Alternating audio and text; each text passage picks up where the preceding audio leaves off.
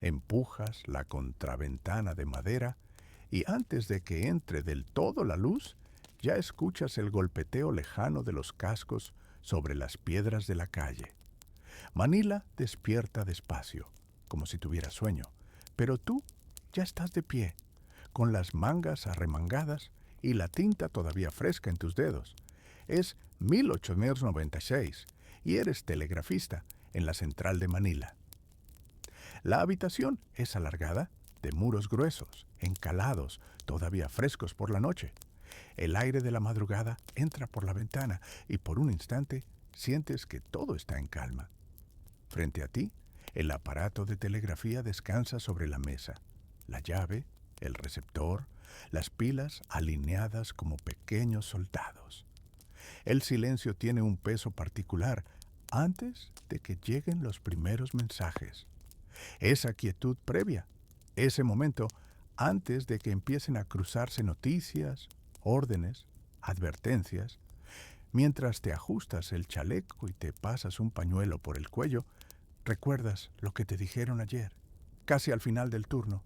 Mañana, a primera hora, vendrá un mensaje importante desde el norte, de máxima prioridad. No te dijeron más. No saben o no quieren decir, pero desde entonces, en tu interior, algo permanece atento, como un oído adicional, paralelo al que usas para escuchar el mundo. Te sientas ante la mesa, apoyas los codos, dejas los dedos sobre la madera todavía fría y, sin hacer nada, te quedas escuchando.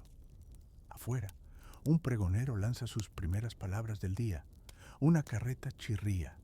Un niño se ríe a lo lejos. Tú permaneces en el centro de la sala, en el centro de la red de hilos que atraviesan el archipiélago, esperando. Sabes que algo llegará hoy. Tal vez cambie poco, y sin embargo, sientes que será distinto, como si esta jornada tuviera un punto de inflexión que aún no sabes nombrar. Antes de continuar, quiero agradecerte por estar aquí, compartiendo esta noche y esta historia.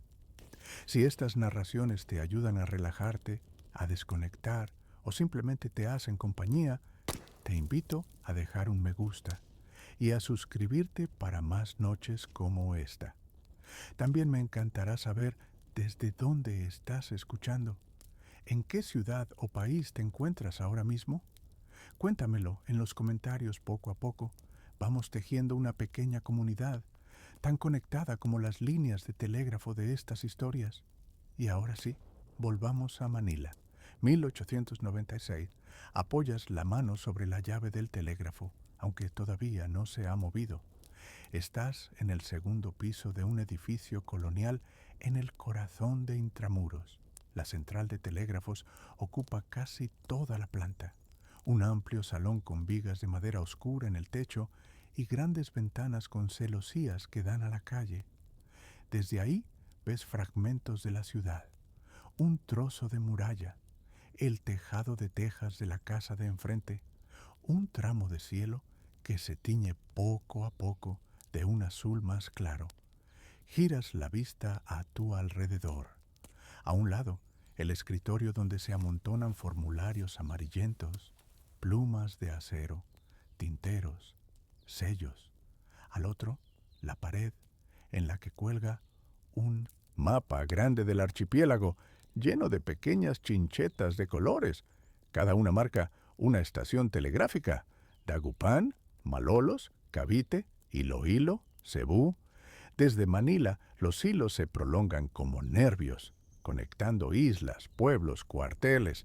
¿Sabes qué? De algún modo, tú eres las manos de ese sistema nervioso. Todo lo que pasa por los hilos tiene que rozar, aunque sea un instante, tus oídos y tus dedos. No trabajas solo. En la mesa contigua, aún vacía, se sienta normalmente Lázaro, el otro telegrafista del turno de mañana. Más allá, al fondo, un escritorio está reservado para el jefe de la central, el señor Valdés, escrupuloso con los reglamentos y con una caligrafía tan recta como un renglón recién trazado. Por ahora, solo estás tú, la luz tenue del amanecer y un cosquilleo de expectativa por ese mensaje que, según te dijeron, llegará. Deslizas el dedo por el borde metálico de la llave del telégrafo y recuerdas la primera vez que la tocaste. Estabas nervioso, te sudaban las manos y el instructor te decía: no leas letras, escucha ritmos. Corto, largo, pausa. Deja que sea música. Desde entonces, los puntos y rayas se han convertido en parte de tu manera de entender el mundo. A veces, cuando alguien golpea la mesa sin querer, tu mente busca patrones, casi por reflejo. La puerta de la sala se abre con un chirrido discreto. Entra un soplo de aire cálido del pasillo y con él el olor vago de café. Es el chico de los recados, Julián, que se asoma con una sonrisa somnolienta. «Buenos días», dice, todavía frotándose un ojo. «El jefe viene en camino. Me dijo que te lo avisara». Asientes, agradeciendo la información. Preguntas por cortesía. ¿Trae prisa? Julián se encoge de hombros. Solo dijo que hoy hay cosas delicadas. Lo dijo así, bajito. ¿Ya sabe usted cómo es? ¿Sabes? Sí. Y eso no hace sino aumentar ese pequeño hilo de tensión que llevas desde la noche anterior.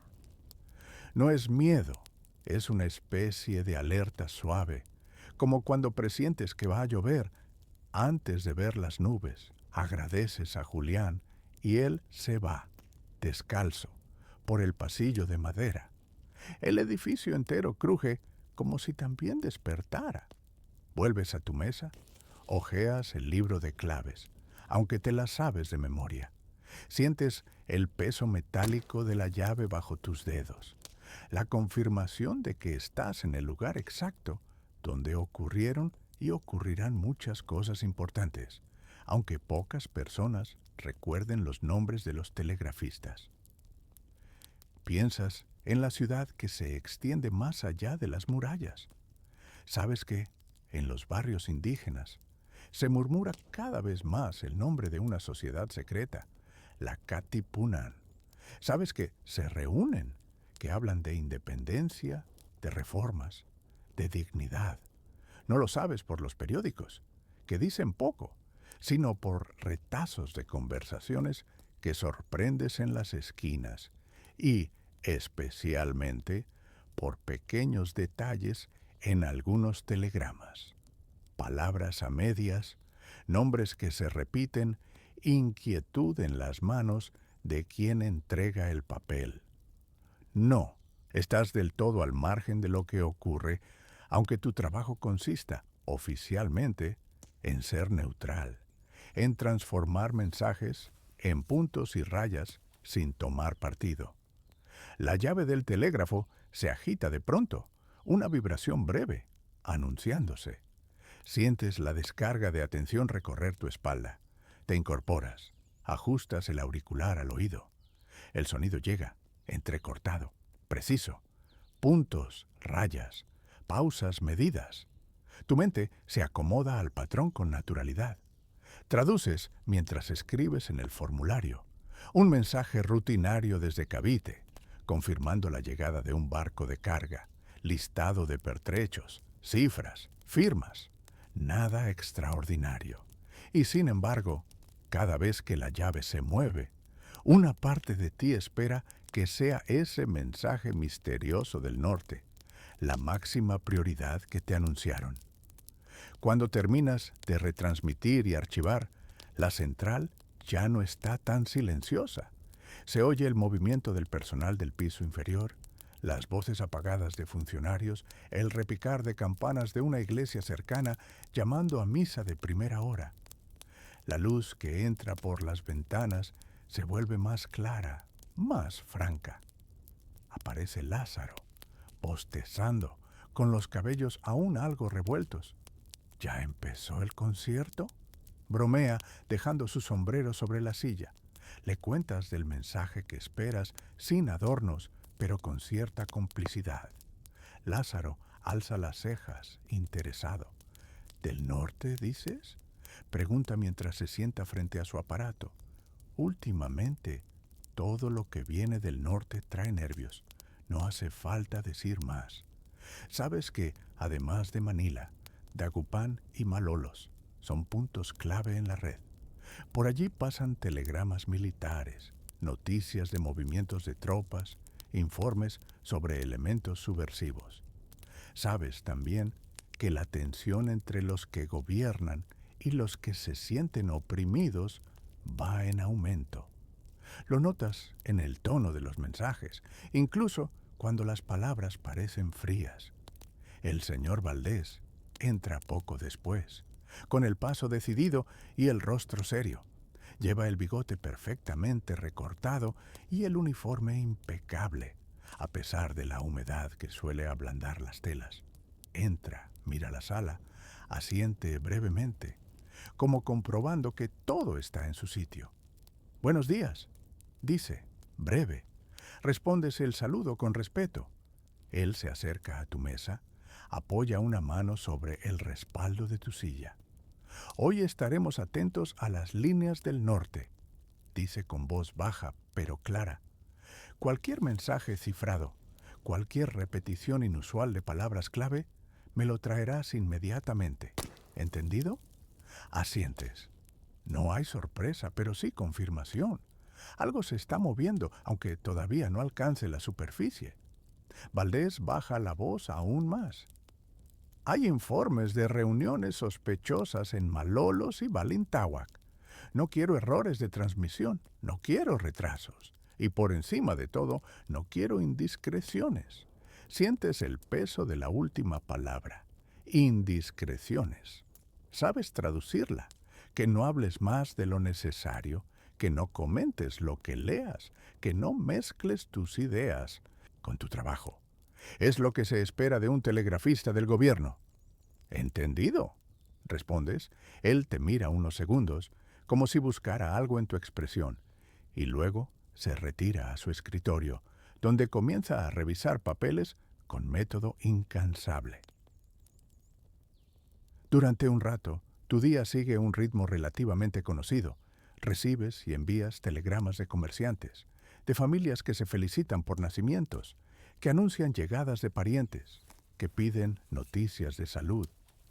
Algunos mensajes son tan cotidianos que te hacen sonreír. Un padre que regaña a un hijo por gastar demasiado. Una esposa que pide a su marido que no olvide traer azúcar de Iloílo. La vida se cuela por los cables con una sencillez que contrasta con la rigidez oficial del edificio. Entre esos mensajes, de vez en cuando, llega alguno más serio. Órdenes desde el cuartel general, informes desde provincias, comunicaciones entre gobernadores. Tú pasas de una cosa a la otra con la misma concentración, pero no puedes evitar que tu mente se quede enganchada a ciertas palabras. Inspección, agitadores, vigilancia.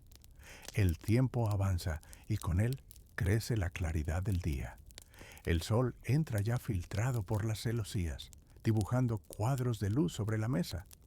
Sientes el calor en la nuca y agradeces que el techo sea alto, lo que mantiene el aire algo más fresco. De repente, la llave de la línea norte vibra con una insistencia distinta. Hay algo en el ritmo inicial, en la prisa de los primeros puntos y rayas, que hace que tu espalda se enderece sola. Colocas el auricular. Dejas que el sonido te invada. Tu mano se mueve sobre el papel, transcribiendo. Este no es un mensaje rutinario. Reconoces la clave de prioridad al inicio. Tu pulso se acelera levemente, pero tu caligrafía sigue firme. Lázaro te observa de reojo. Valdés levanta la cabeza desde el fondo, intuyendo que algo importante entra en juego. La información llega, trozo a trozo, como si alguien al otro lado del cable respirara agitadamente mientras teclea. Informe urgente desde Malolos. Reunión numerosa anoche. Individuos sospechosos. Nombres repetidos en informes anteriores. Se sospecha coordinación con elementos en Manila. Posible envío de mensajes clandestinos aprovechando la red telegráfica. Se recomienda extrema vigilancia de operadores. Te detienes un instante al escuchar esa parte. Vigilancia de operadores. Eso incluye a Lázaro, a todos los que tocan una llave de telégrafo en el archipiélago. La sospecha sube por los mismos cables por los que viajan las palabras. Sigues transcribiendo hasta el final, cierres formales, la firma del oficial de Malolos. Cuando terminas, sientes una leve tensión en los dedos, como si hubieras sujetado la pluma con demasiada fuerza. Sin esperar a que te lo pidan, te levantas y llevas el papel a la mesa del señor Valdés. Él lo toma sin decir nada. Lo lee despacio, línea por línea. Ves cómo sus ojos se endurecen un poco, cómo sus labios se juntan. Cuando termina, levanta la vista hacia ti. Has transmitido todo correctamente, dice. Muy bien. Hace un gesto con la mano, señalando la sala. Desde este momento, duplicaremos el registro de mensajes. Lola, llama a la escribiente que acaba de entrar. Prepare un libro adicional. Y tú, te señala, cualquier mensaje que tenga la más mínima irregularidad, lo anotarás también aquí. Quiero saber quién, cuándo y a quién. Asientes y regresas a tu mesa. Por dentro, algo se ha desplazado.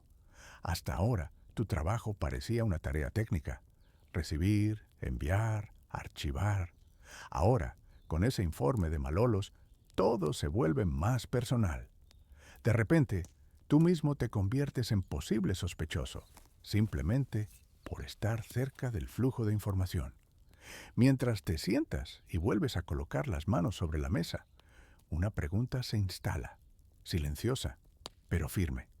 Si algún día un mensaje importante, decisivo, comprometedor, pasa por tus manos, ¿qué harás? No es una cuestión abstracta, la sientes concreta, casi como si la llave, bajo tus dedos, te preguntara lo mismo con cada vibración mínima. Las horas siguientes pasan con un ritmo más tenso, aunque externo nada parezca haber cambiado demasiado. Manila sigue sonando a carros, pasos, vendedores ambulantes. La central sigue siendo el mismo cuarto de paredes blancas, pero tú percibes una finísima capa de inquietud sobre todo. A media mañana se escucha la campanilla de la recepción del piso inferior. Alguien ha llegado. Se oyen voces, pasos subiendo la escalera de madera. Aparece en la puerta un hombre joven, mestizo, bien vestido, pero sin ostentación. Lleva en la mano un sobre doblado. Sus ojos recorren rápidamente la sala como si tomara nota de todo y de todos. «Buenos días», dice. «Necesito enviar un telegrama a Dagupan. Es urgente. Lázaro y tú intercambiáis una mirada rápida». Valdés observa desde su mesa sin disimular. Eres tú quien se levanta para atender al recién llegado.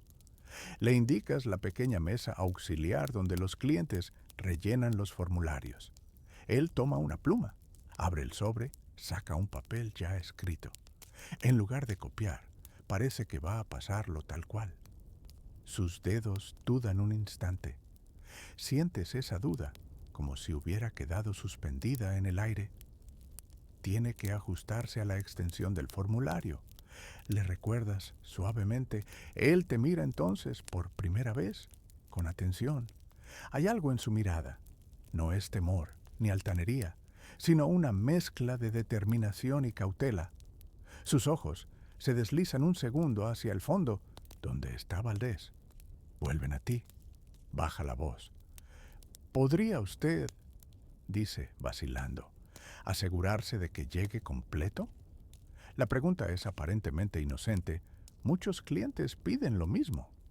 Pero tú, que llevas horas bajo la sombra de aquel informe desde Malolos, sientes que detrás de esa frase puede esconderse algo más. Observas el papel que lleva en la mano, plegado, y luego su rostro. «Hago mi trabajo con cuidado», respondes con tono neutro. Todo se transmite tal como se recibe. El joven te sostiene la mirada. Luego, con gesto decidido, copia el mensaje en el formulario. No puedes leerlo desde donde estás, mantienes una distancia respetuosa. Al terminar, lo firma con un nombre que por un instante te suena de algo, como un eco en la memoria. No logras ubicarlo. Quizá de algún anterior telegrama, quizá de algún rumor. Te entrega el papel. Tus ojos recorren las líneas. El texto, en apariencia, habla de asuntos comerciales, envío de mercancías, revisión de cuentas, previsión de nuevos pedidos. Podría ser cualquier cosa. Sin embargo, nace en ti la sospecha de que es un lenguaje cifrado en superficie, camuflado bajo palabras habituales. No hay nada que puedas señalar concretamente, y aún así, algo en la estructura de las frases, en la repetición de ciertas palabras, te incomoda. Notas también otra cosa. El destinatario es alguien en Dagupan cuyo nombre has visto asociado a asuntos militares.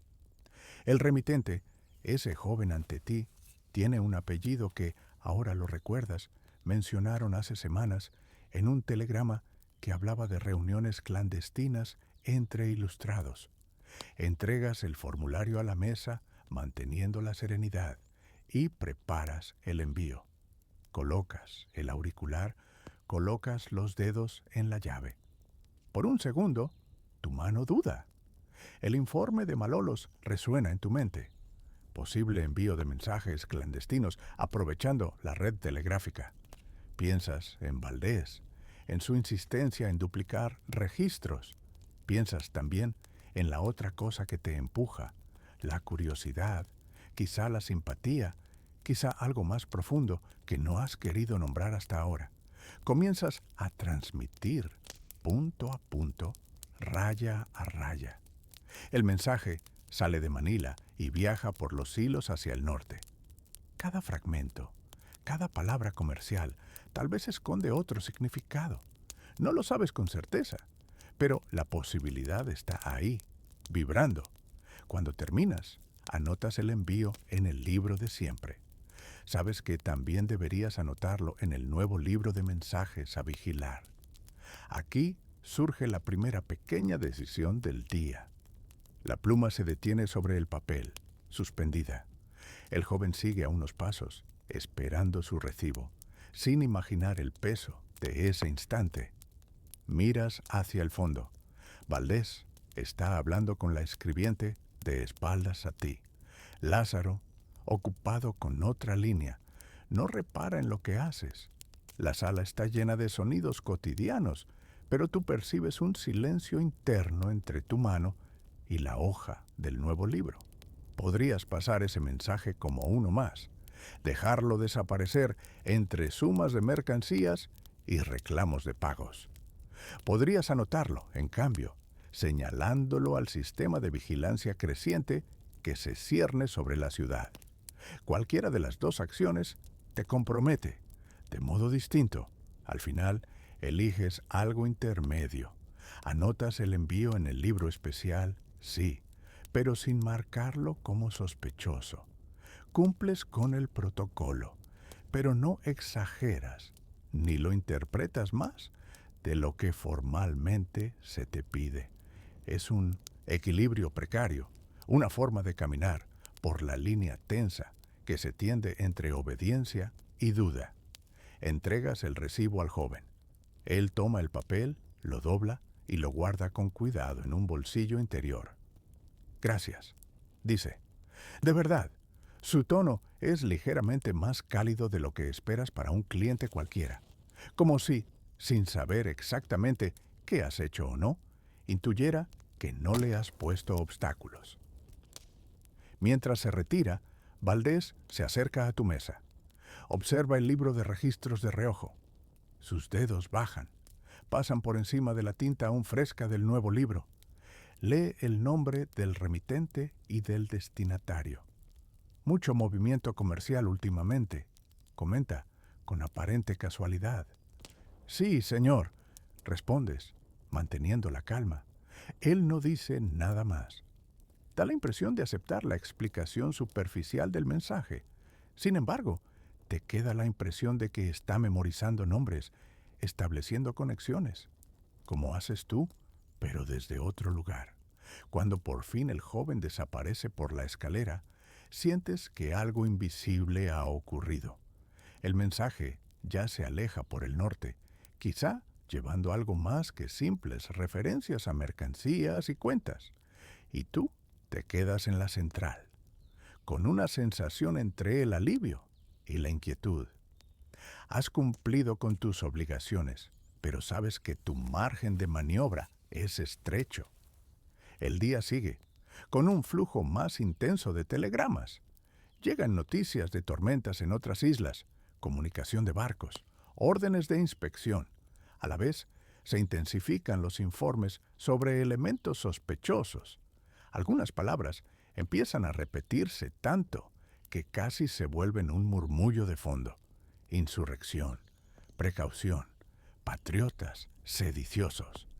Cada vez que transmites esas palabras, te preguntas cuántas de las personas de las que hablan viven a pocas calles de donde tú trabajas.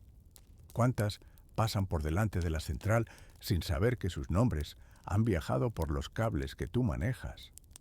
La ciudad parece la misma, pero bajo la superficie sientes un hervidero de conversaciones, miradas, decisiones.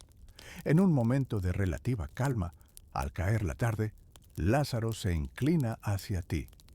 ¿Has oído hablar de Balintawak? Pregunta en voz baja. ¿Lo has oído? ¿Has escuchado rumores de que en las afueras se reúnen grupos que hablan de levantamiento, de romper con la autoridad colonial? No lo has visto, no has estado allí, pero los nombres llegan, plegados en fragmentos de telegramas. Dicen que, si algo ha de pasar, continúa Lázaro, empezará por ahí. No respondes. Miras la llave del telégrafo y te preguntas si será a través de ella que te enterarás de que ha llegado ese momento. Si un día la línea vibrará con un mensaje diciendo que la revolución ha comenzado. Lázaro sigue. ¿Tú qué harías si un día te llegara un mensaje así? No lo dice en tono acusador ni como prueba, sino como una pregunta genuina. La pregunta resuena dentro de ti con eco, porque se parece demasiado a la que tú mismo te hiciste por la mañana. No tienes una respuesta simple. ¿Transmitir? Dices al fin. Eso es lo que hago, es cierto, pero no es toda la verdad, porque también sabes que transmitir no es un acto neutro. En una ciudad como Manila, en un año como 1896, cada palabra enviada puede ayudar a alguien o condenarlo. La tarde avanza. La luz se vuelve dorada, entra más oblicua por las ventanas. El calor cede un poco, aunque sigue pegado a las paredes. La central se vacía de visitantes. Solo quedan los telegrafistas, la escribiente, el jefe, los mapas, los libros de registro. Todo parece tranquilo, y sin embargo, la tensión general del país se cuela hasta en el modo en que el polvo flota en el aire. Entonces, casi al final de tu turno, otra vez la línea norte vibra con un ritmo que conoces ya demasiado bien. Prioridad, urgencia, cierta torpeza en los espacios, como si quien teclea lo hiciera con prisa contenida. Colocas el auricular, te preparas, dejas que el código fluya. Informe reservado desde Dagupan. Interceptada posible comunicación encubierta desde Manila. Remitente con conexiones comerciales. Sospecha de vínculos con elementos reformistas. Contenido aparentemente banal sobre mercancías. Se sospecha uso de claves en lenguaje corriente. Se solicita vigilancia de transmisión en origen. Se recomienda identificar posibles colaboradores dentro de la red de telégrafos. Mientras escribes, sientes que el mensaje se refiere, sin nombrarlo, al telegrama que ayudaste a enviar esa misma mañana. Se te seca la boca. no porque sientas que has hecho algo concretamente criminal en el sentido que ellos entenderían, sino porque, con ese informe, la mirada de sospecha baja por el cable y entra directamente en tu sala. Busca tus ojos, los de Lázaro, los del resto. Terminas de transcribir. Llevas el papel a Valdés. Esta vez, él no disimula el gesto de fastidio. Golpea la mesa con 2 dedos, un golpe seco. Lo sabía, murmura.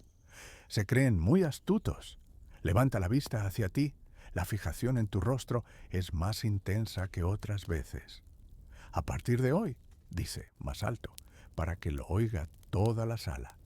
Ningún mensaje con terminología comercial dirigida a determinados contactos en el norte se enviará sin mi supervisión directa. Y quiero que tú, te señala, estés presente cada vez que eso ocurra. He visto tu letra en el registro de esta mañana. Sus palabras no son exactamente una acusación, pero sí una marca. Te coloca en el centro de un círculo de control mayor. Por un lado, te da acceso a mensajes que quizá revelen más claramente lo que se trama fuera. Por otro, te expone más a la sospecha. Te convierte en parte de una cadena más corta entre información y autoridad. Mientras él continúa dando instrucciones, sientes que la tensión que te acompañaba de forma sutil desde el amanecer se ha hecho ahora más nítida, más concreta. Ya no es solo un presentimiento en el aire, es una situación delicada en la que estás implicado. Tu día de trabajo formal termina poco después de este episodio, aunque sabes que no se corta en seco. Mientras te quitas el auricular y ordenas tus papeles, tu mente sigue repitiendo fracciones de mensaje, nombres, recomendaciones, esa expresión, posibles colaboradores dentro de la red de telégrafos. Lázaro te mira, algo preocupado. Ten cuidado, te dice en voz baja, sin precisar de qué exactamente. Estos tiempos no son buenos para quienes estamos en medio. ¿Sabes que tiene razón? Los que están claramente de un lado u otro quizá padecen riesgos grandes, pero al menos tienen claridad en su posición. Tú, en cambio, te encuentras en ese lugar incómodo, en el que tocas información sensible, obedeces órdenes, y a la vez no puedes dejar de sentir simpatía por quienes se atreven a pedir cambios. Sales un momento al balcón del pasillo que da a un patio interior. Necesitas aire, aunque sea pesado. Desde allí ves otras fachadas, otras ventanas, el cielo que se ha vuelto ya de un azul profundo. Escuchas de lejos las voces de gente que regresa a casa, el murmullo de la ciudad cerrando sus actividades diurnas. Apoyas los codos en la barandilla, miras hacia abajo. En el patio, un grupo de empleados se ríe de algo trivial. Uno de ellos comenta, en voz que llega débil pero reconocible. Dicen que en Cavite hay armas escondidas. Otro responde, dicen tantas cosas estos días. Tú piensas en lo que no se dice en voz alta, pero viaja por los cables. Piensas en cómo, siendo telegrafista, vives en un lugar intermedio entre lo que se ve y lo que se susurra, entre papeles oficiales y secretos que se disfrazan de contabilidad. Vuelves a la sala, recoges tus cosas. Podrías irte ya, dejar que el siguiente turno se encargue del resto del día. Sin embargo, antes de marcharte, sientes el impulso de mirar una vez más el mapa colgado en la pared. Te acercas, recorre con la vista las líneas que salen de Manila hacia el norte, hacia el sur, hacia las islas centrales. Cada chincheta es una estación, un telegrafista, un aparato vibrando. Piensas en todos los otros tú que hay en el archipiélago. Personas sentadas frente a una llave, escuchando, escribiendo, haciendo elecciones pequeñas en apariencia, pero importantes en su contexto. Mientras observas, se acerca a ti la escribiente, Lola. Es una mujer de unos 40 años, con gesto serio pero ojos cálidos. Lleva años allí, viendo pasar jefes, mensajeros, telegrafistas nuevos. No mires tanto esas líneas, que te vas a marear, dice con una media sonrisa. Es el mapa de mi mundo, respondes, medio en broma, medio en serio. Ella se apoya en la pared, cruzando los brazos. Tu mundo es más grande que eso, murmura, aunque a veces uno no lo note. Su frase se queda flotando en el aire. Tu mundo es más grande que eso. En estos días, cuando todo parece reducirse a códigos y sospechas, la idea de que tu vida pueda tener un alcance mayor, no en poder, sino en sentido, te toca algo dentro. Lola continúa, bajando la voz. No subestimes lo que haces. Hay cosas que solo un telegrafista puede ver a tiempo. A veces, saber antes que otros es una responsabilidad, otras veces es la única oportunidad de evitar una desgracia. La miras, sorprendido por la claridad de sus palabras. No es el tipo de discurso que esperas en una oficina tan formal. ¿A qué te refieres?, preguntas.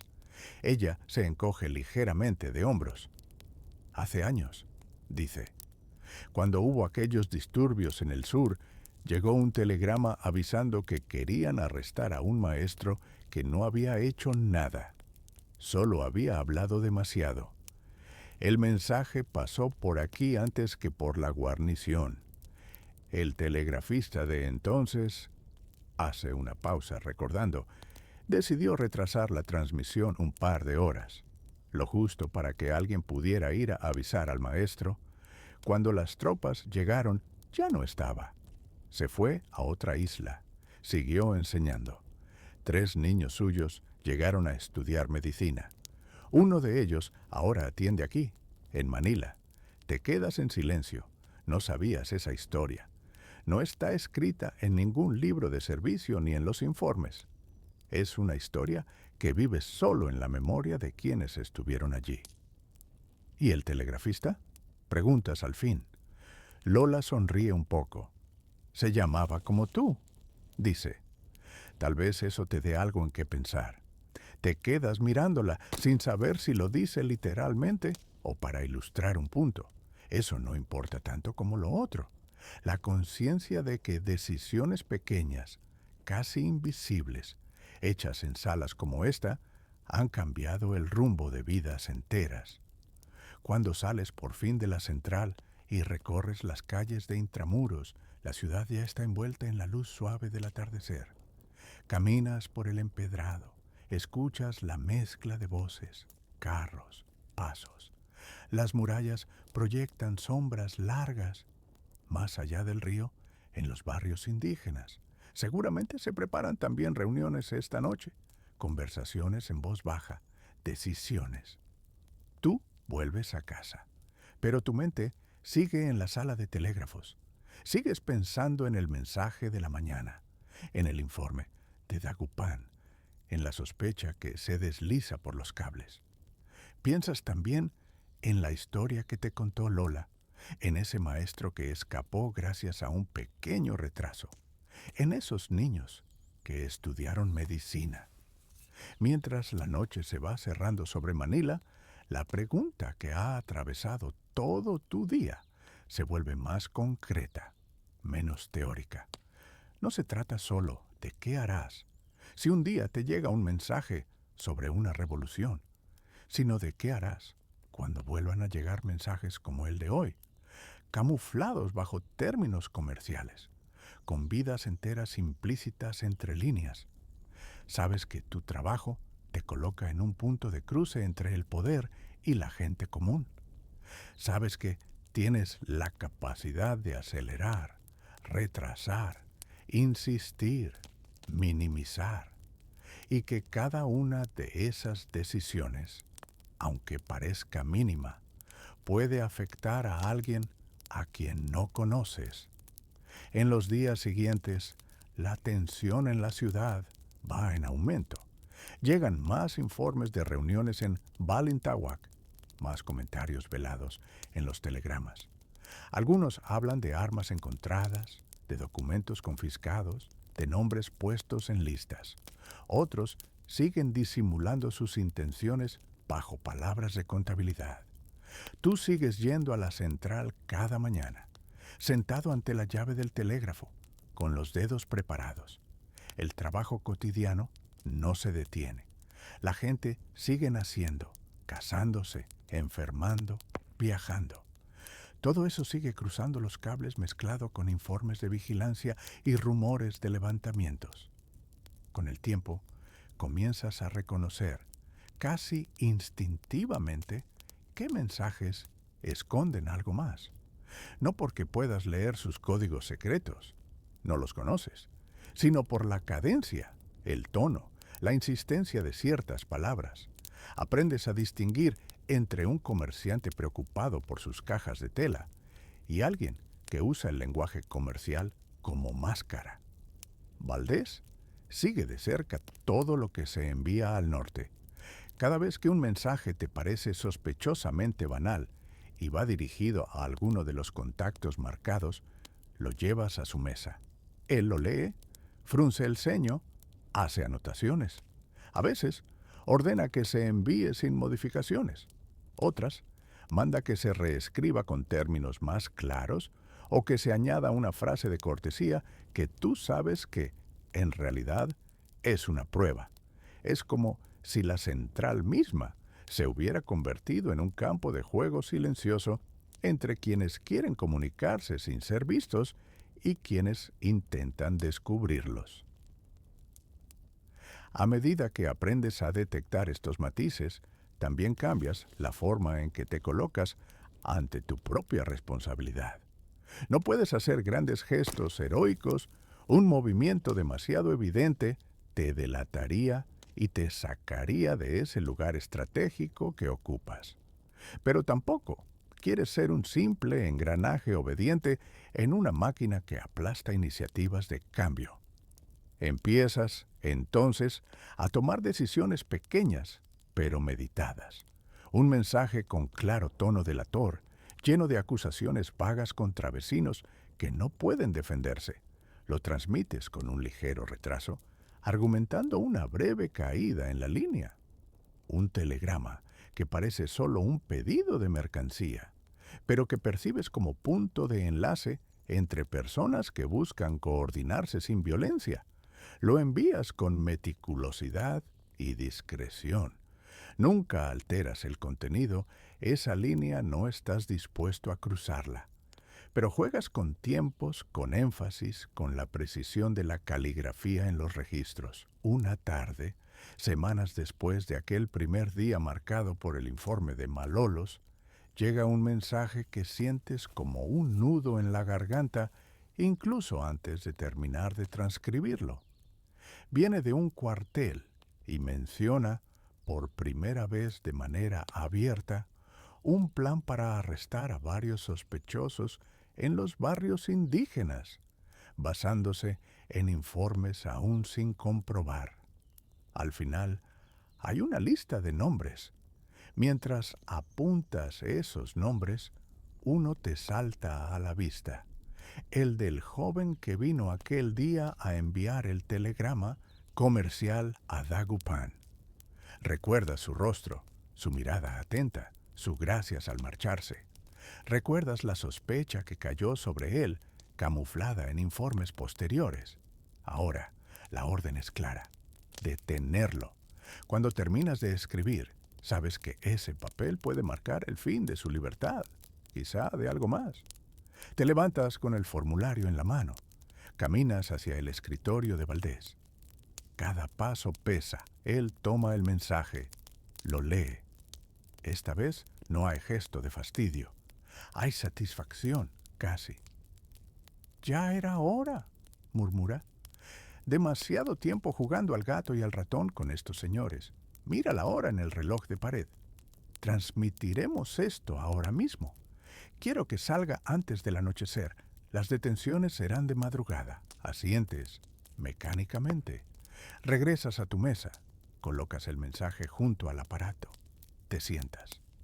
Tus manos, por primera vez en mucho tiempo, tiemblan un poco al colocarse sobre la llave, no porque sea técnicamente difícil transmitir, sino porque sabes, con una nitidez dolorosa, lo que implican esos puntos y rayas para alguien que has tenido delante, que te habló como a un igual. En tu mente se superponen varias imágenes. El maestro, que escapó gracias al retraso deliberado del viejo telegrafista, los niños que llegaron a ser médicos, los informes que exigen eficiencia en la transmisión de órdenes. También se cuela la frase de Lola.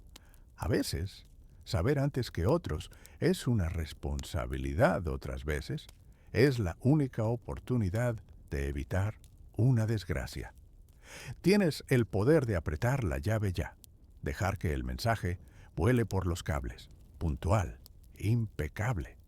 También tienes la capacidad de crear un pequeño margen, una esquina de tiempo en la que algo podría ocurrir, una advertencia, una huida, un cambio de plan. No tienes un código heroico preparado, ni aliados organizados. Solo tienes tu conciencia y la llave frente a ti. Sientes que tu respiración se hace más lenta, no por tranquilidad, sino porque estás concentrando toda tu atención en decidir cómo actuar. Al final, tomas una decisión que te parece fiel a ese equilibrio que has intentado mantener. No vas a ocultar ni alterar el mensaje. Sabes que, si se descubriera, no solo te pondrías en peligro a ti, sino también al resto de los empleados de la central. Pero sí vas a jugar con el tiempo, como hizo aquel telegrafista anónimo años atrás. Te levantas con el papel en la mano, vuelves al escritorio de Valdés. La línea hacia el cuartel muestra algunas irregularidades.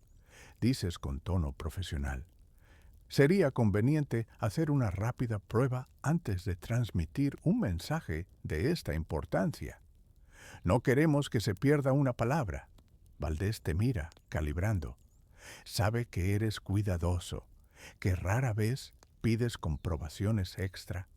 Su deseo de eficiencia se cruza con su temor a que un mensaje tan valioso llegue incompleto. Haz la prueba, ordena al fin, pero que no tome más de media hora. Asientes, te acercas a la consola, realizas algunas verificaciones técnicas reales, no inventas fallos donde no los hay, pero sí alargas los tiempos, repitiendo comprobaciones, ajustando conexiones, todo dentro del marco de lo razonable para alguien que quiere garantizar la claridad. El reloj avanza. El sol desciende un poco más. Esa media hora, ¿lo sabes?, puede significar que el telegrama llegue al cuartel lo suficientemente tarde como para que la orden de detención se ejecute más cerca del amanecer, cuando el ruido de la ciudad empieza a activarse, cuando las sombras son menos cómodas para quienes quieren actuar en secreto.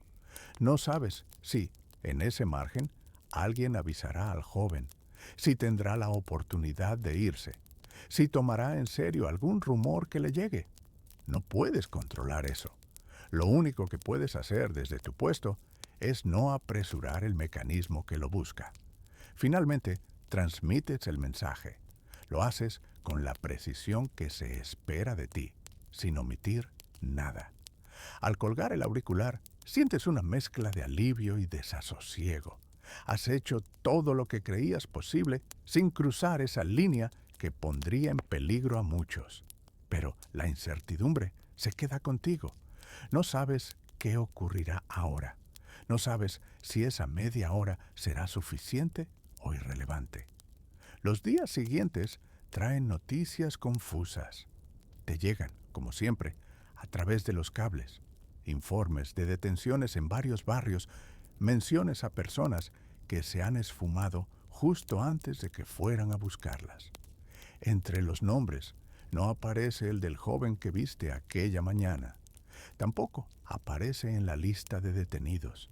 No puedes estar seguro de lo que ocurrió, pero eliges pensar que, de algún modo, supo adelantarse un mediodía Mientras revisas el libro de registros en un descanso, ves un telegrama que viene de una pequeña localidad al norte. Es un mensaje breve, aparentemente simple. Un comerciante anuncia a un pariente que se traslada temporalmente a otra provincia por negocios, que llevará consigo su conocimiento del oficio para abrir oportunidades nuevas. Los nombres son comunes, la estructura lo es también. Pero una parte de ti cree reconocer entre las combinaciones un eco de aquel joven. No tienes forma de comprobarlo y quizás no haga falta. Lo que importa en ese momento es la sensación que te recorre, la conciencia clara de que tu oficio, el de telegrafista en Manila en 1896, no es solo un trabajo técnico. Es un lugar desde donde pequeñas decisiones casi invisibles pueden inclinar la balanza en direcciones muy concretas. Mientras el año avanza y la tensión en el país se convierte demasiado pronto en hechos abiertos, levantamientos, combates, proclamas, tú sigues sentado frente a la llave, enviando y recibiendo mensajes. Algunos anuncian victorias de un lado, otros represalias del otro. El telégrafo se convierte en un testigo silencioso de una historia que se acelera. Y tú, allí, te sostienes en esa línea fina que has elegido. Cumples con tu deber, no falsificas, no mientes, pero tampoco dejas que la máquina te use sin que tú tomes, cuando puedes, esas pequeñas decisiones que abren resquicios de humanidad en medio de la rigidez de los órdenes. Con el tiempo, el miedo inicial se transforma en una especie de calma activa. Ya no te sorprende descubrir que a través de tus manos pasan momentos decisivos. Has aceptado que tu lugar no es el de los grandes discursos ni el de las arengas en plazas. Tu lugar está en esas salas de paredes encaladas, con ventanas de celosías, con aparatos que vibran, donde puedes, con un gesto casi imperceptible, convertirte en parte, aunque sea pequeña, de las historias que no saldrán en los periódicos, pero cambiarán rutas de vida. Una noche, al final de un turno largo, cuando la ciudad está envuelta en un silencio denso apenas roto por algún carro tardío o por una voz en la distancia, apagas el aparato y te quedas unos segundos con la mano apoyada sobre la llave. Ya no vibra, está fría, inmóvil.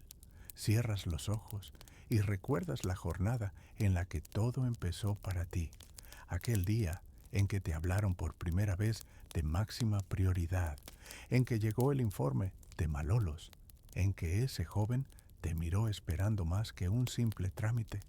Recuerdas la historia del maestro que escapó gracias a un retraso, la frase de Lola sobre la amplitud de tu mundo, la lista de nombres que se cruzó con tu memoria.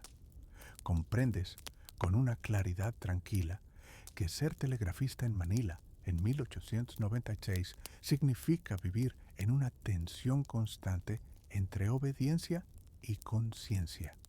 Pero también entiendes algo más concreto, que esa tensión no te paraliza, sino que te obliga a hacerte responsable de tus elecciones, por pequeñas que parezcan. Abres los ojos, miras la sala silenciosa, las mesas, los mapas, las sillas. Mañana volverá a llenarse de sonidos, de puntos y rayas, de pasos, de órdenes. Y tú volverás a sentarte frente a la llave, a escuchar, a decidir.